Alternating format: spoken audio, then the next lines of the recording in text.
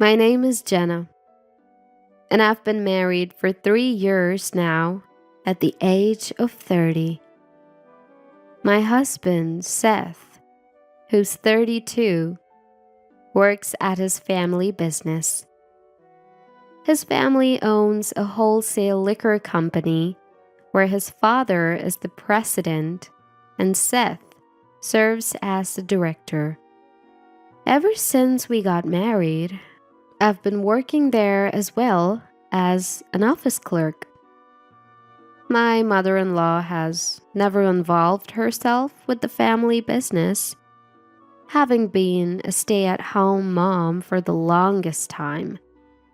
And when I say stay at home, she used to employ a housekeeper, so she never really had to lift a finger. When I married into the family and started living with my in-laws, they let the housekeeper go. Why would we need a housekeeper when we've got a daughter-in-law?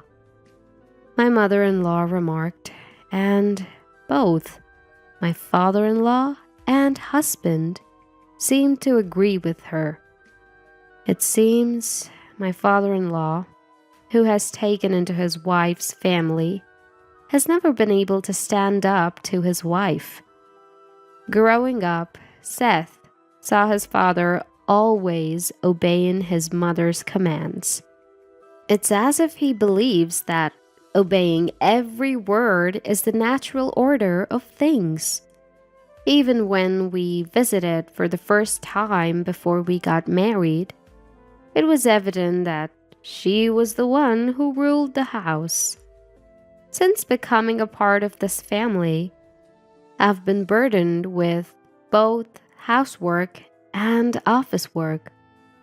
The alcohol wholesale business has been in a tight spot lately, and we can't afford to hire more staff, so I've been lending a hand. They had to let the housekeeper go because the money to pay her was running out. Nevertheless, this company, which has been around since my husband's grandfather's time, manages to keep going thanks to long-standing business relationships. The grandfather founded the company in his lifetime and expanded it to its current scale. There are about 10 employees who handle sales and deliveries, even delivering quite far away. The grandfather, having no son of his own, had my father-in-law, who was a promising employee, take over the business. He arranged for my father-in-law to marry his only daughter and entrusted the company to them. I never met this grandfather myself, but apparently he was a stern man. Dad is a patient man, Seth often says, praising his father. He never got angry, no matter what was said to him. Grandpa was pretty stern, but Mom is even more so. Seth, who accepts whatever his mom tells him, talks about it as if it's someone else's business. Until we got married and started living together, I couldn't have imagined this side of Seth. While we were dating, he seemed like a bit of a wild one, but at home, he becomes almost invisible. He's also lively and energetic at work, but turns quiet as soon as he gets home. The same is true for my father-in-law, who's bustling at the company, but becomes as quiet as a church mouse at home. I was shocked at first by their transformation, but now I find myself in the same boat. In this house, my mother-in-law is the absolute authority. and no one dares to defy her.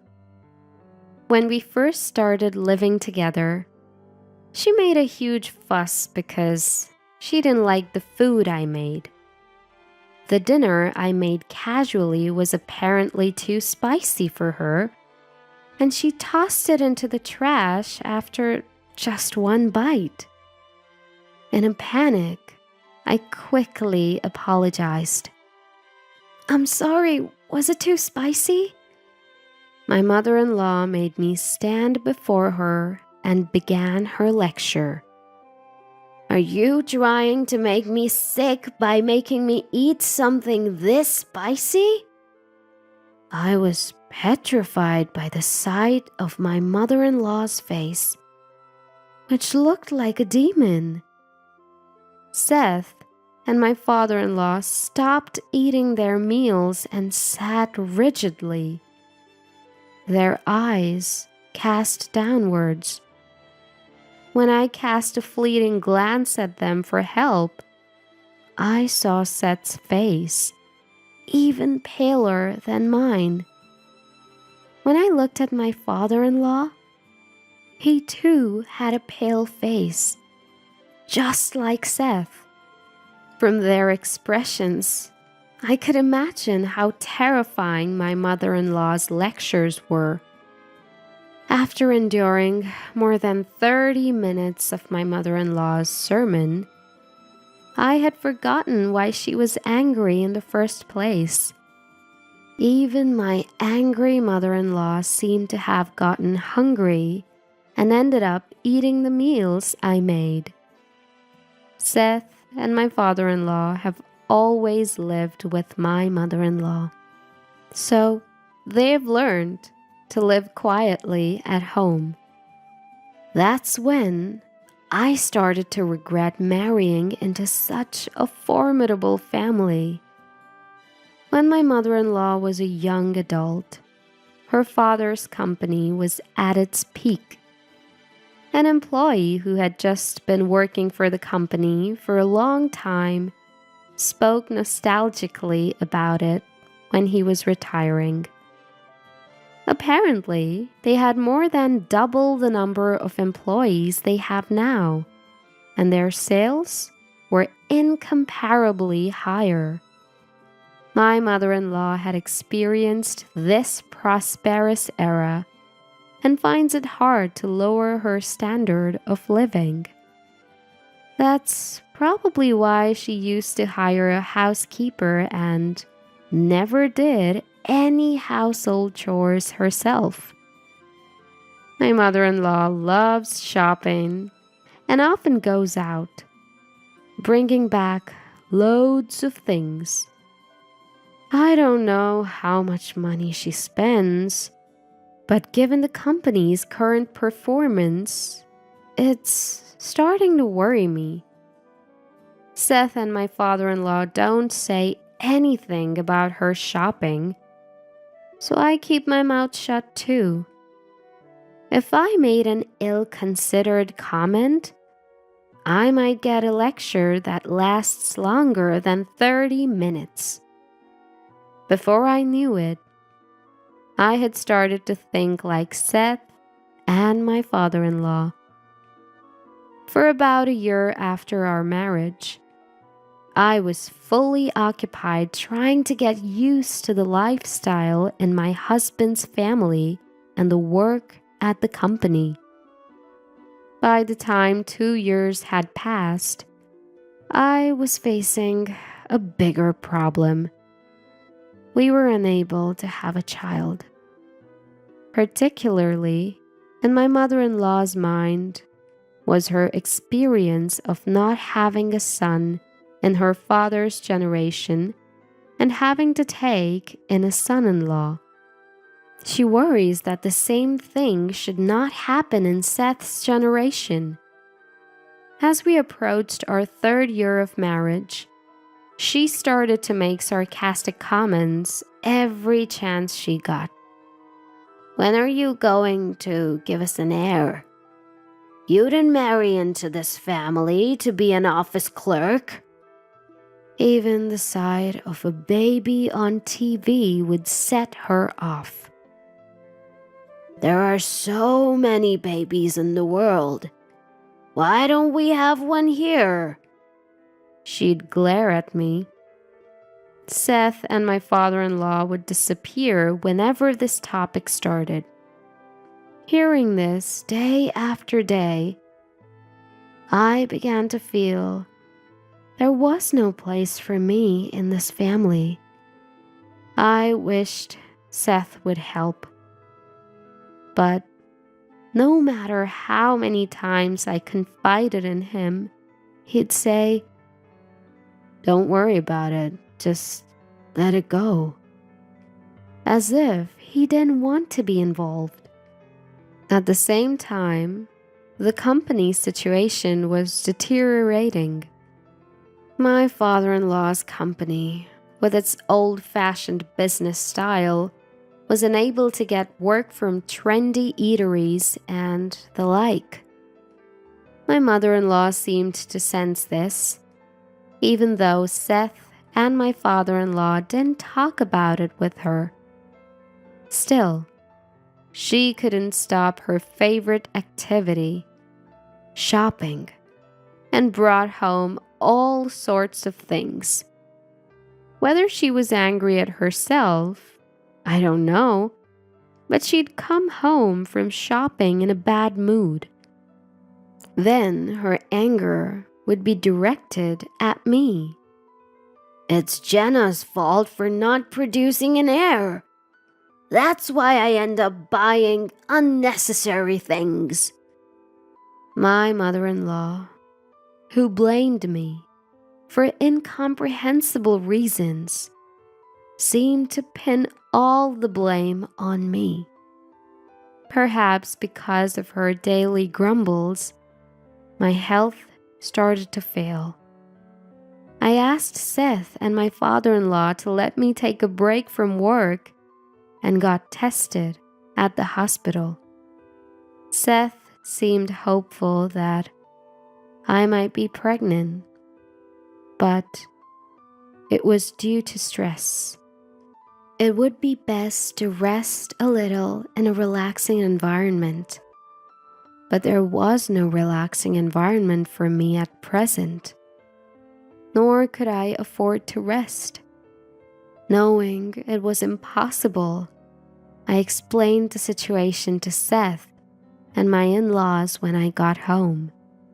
The doctor said it would be better if I could rest a little, but it's okay. Surprisingly, my mother-in-law said, "You should go back to your parents' house and rest for a while." She even told my father-in-law, "We can manage, right?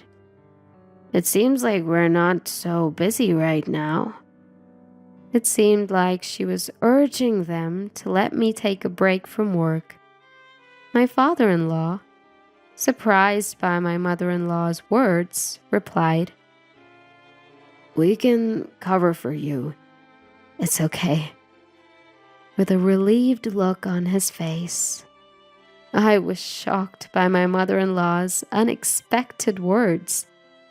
At this time, I thought she might actually be a kind person. But that was a big mistake. She was just a person with a bad temper after all.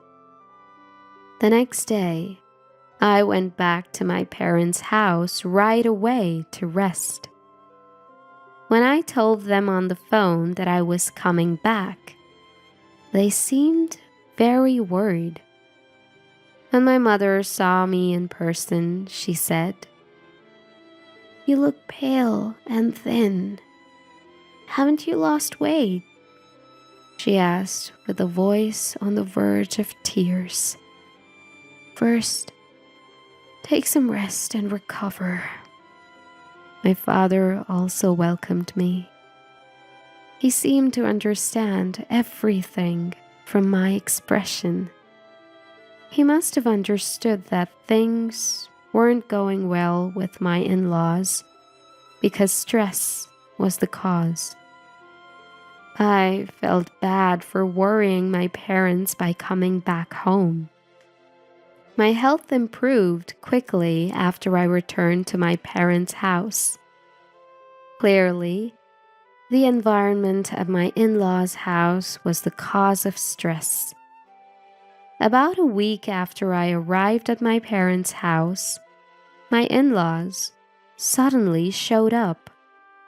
I could understand if my husband Seth showed up, but I never thought my in-laws would come to my parents' house. My mother-in-law suddenly started yelling as soon as she arrived. "We're returning this good-for-nothing daughter-in-law who can't even bear an heir. It's up to the parents to take responsibility." Even my mother, who met her at the door, was too surprised to respond. My father rushed to the entrance and challenged her. "I can't let it go if you call my daughter a failure. What do you mean?" My mother-in-law fought back when my father immediately rebutted her. 3 years into marriage and still no baby. What's more, she's weak and can't work." My mother, finally regaining her composure, counterattacked. "Isn't Seth also responsible for not having a child?" My mother-in-law dismissed her with a snort, making baseless excuses. "There's nothing wrong with Seth. The problem lies with your daughter." My father, maintaining his composure against my mother-in-law's unreasonable remarks, said, "If you insist on that, we'll take our daughter back. Are you fine with Jenna leaving?" I, who didn't want to face my mother-in-law, was watching the situation from a place where they couldn't see me. My father glanced at me for confirmation. The image of Seth flashed in my mind, but I nodded. Seth hasn't visited me once since I came back home, and he can't stand up against his mother's remarks. There's a limit to calling someone a failure or trying to return them like some defective product. From now on, we'll have no relation with you. Please remember that." My father responded very politely. My father-in-law, hiding behind my mother-in-law, seemed like he wanted to say something. However, my mother-in-law cut him off. "We'll send the failure of a daughter-in-law's luggage later. We'll hire a divorce lawyer too." With that, my in-laws, who glared at my parents, left. "Why didn't you say something more to such rude remarks?" My mother, this time, turned on my father. Calming her down, he said, "There's no use talking to that woman. Don't worry. We'll make her realize her mistake through our actions, not words." My mother, not understanding what my father meant, was still furious. I, however, understood immediately. My father-in-law also knew, which is why he tried to say something. My father runs a restaurant chain and has a business relationship with my father-in-law's company. As someone who used to work in administration, I knew this. In fact, it was my father who introduced me to Seth. He had been doing business with my father-in-law's company since the time my grandfather-in-law was the president. My father's company, which started from a single store and struggled at first, received help from my grandfather-in-law.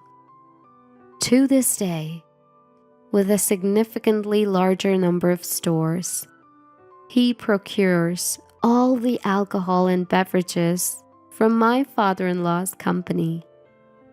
To be honest, it seems cheaper to source from elsewhere, but they continue trading out of gratitude to my grandfather-in-law.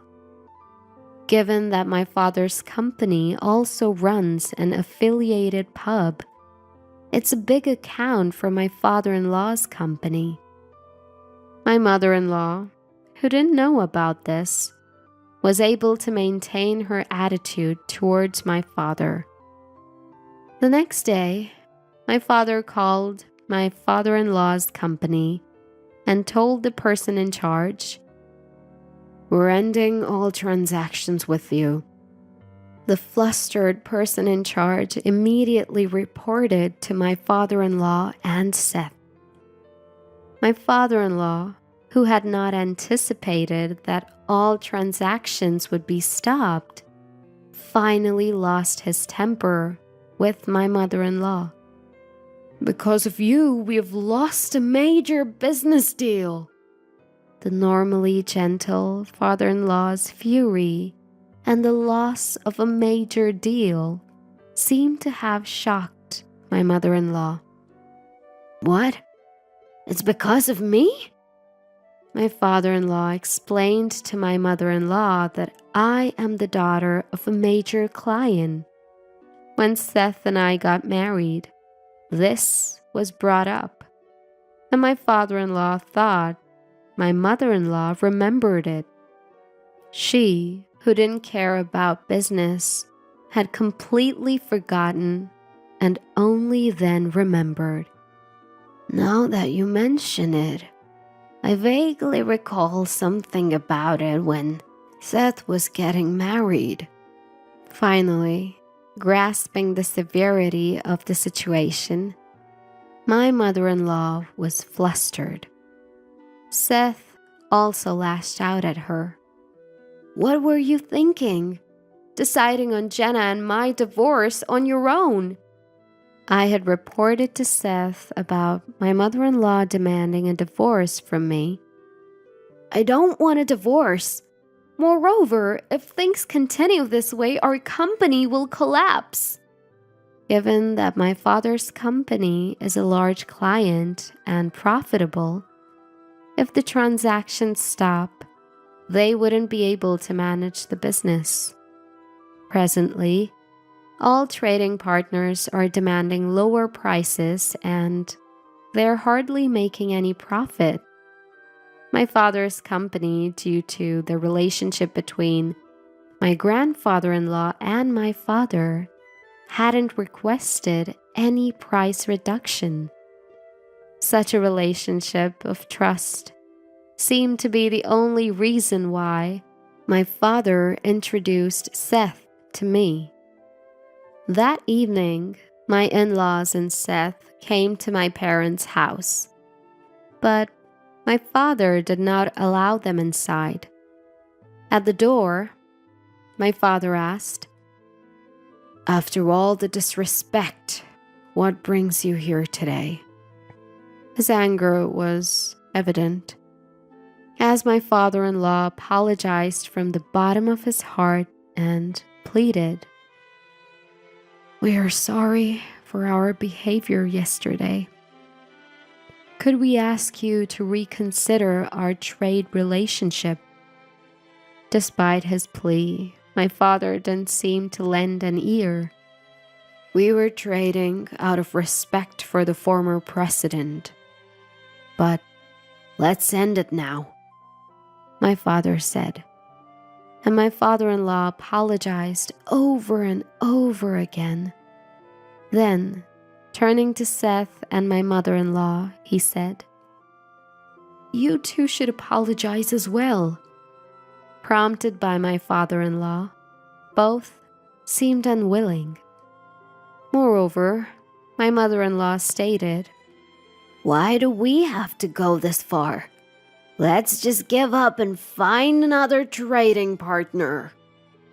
Expressing her refusal to prostrate, Seth also followed suit.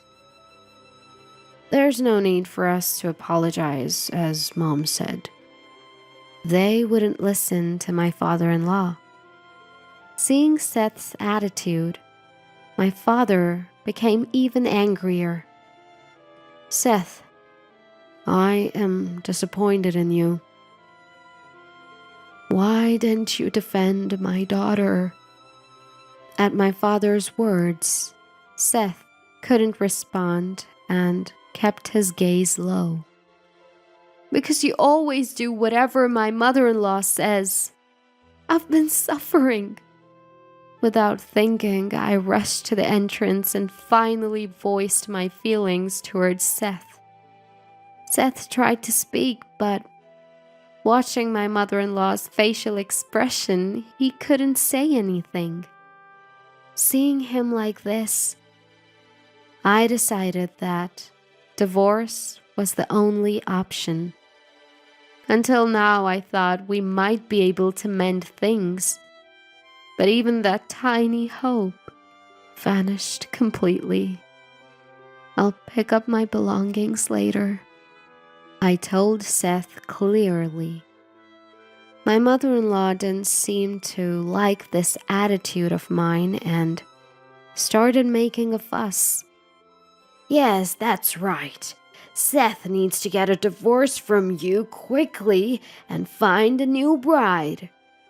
My mother-in-law, who had come to apologize, started to badmouth me again. This time we'll get a bride who isn't a failure and can give us a successor. With that, she loudly walked out of our house alone. Seth immediately followed her. My father-in-law, who was left behind, was urged by my father to stop apologizing. I've made my decision. I'm going to close the company and leave the house. Surprising both my father and me. Is your business situation that bad? My father asked, and my father-in-law responded with a bitter smile. I've been considering closing down the company for a few years now, due to continued losses. While I knew their situation was tough, I didn't think it was that serious. I worked hard to leave the company to my son, but it was all in vain with him behaving like this, hunching his back as he left. The next day, when I went to pick up my stuff from my in-laws' house, nobody was there. As I was moving my belongings and about to show up at the company, I found a great uproar. Creditors who heard rumors of the bankruptcy were swarming, and my father-in-law and Seth were handling them. I left without greeting anyone. A few days later, my father-in-law's company declared bankruptcy. My mother-in-law, who had a large amount of debt, filed for personal bankruptcy and ran away with Seth. It seems Seth intends to follow his mother wherever she goes. My father-in-law is looking for re-employment for the remaining employees. I wish Seth could have thought about the employees until the end like his father did. Back home for a rest. I became well again. I never thought I would get a divorce during my convalescence. Seeing me depressed after the divorce, a friend who was worried about me introduced me to a man. This man, who has firm beliefs, captivated me. After about a year of dating, we got married, and we were blessed with a baby. When I got pregnant easily, something I had been hoping for so long. I thought the problem must have been with Seth. Now, I can laugh about it.